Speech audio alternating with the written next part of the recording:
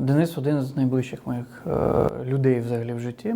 Він мій однокурсник, ми познайомились, коли вчились разом на філософському факультеті, на політології. Він дуже світлий, він дуже розумний і глибокий, і він дуже ціннісна людина. Так. Тому я його називаю Достум. І всі знали, що саме так я його називаю, і він мене так називає. Достум – це кримськотатарською перекладається як друг. От.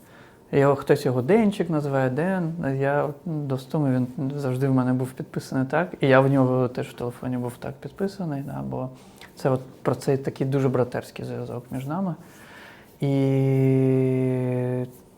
я не знаю, це коли в житті тобі здавалося, що щось йде тотально не так, чи щось це, то ми могли з ним завжди поговорити до 5-ї ранку і точно зрозуміти, що поки є такі близькі люди в цьому світі, то це означає, що не все втрачено.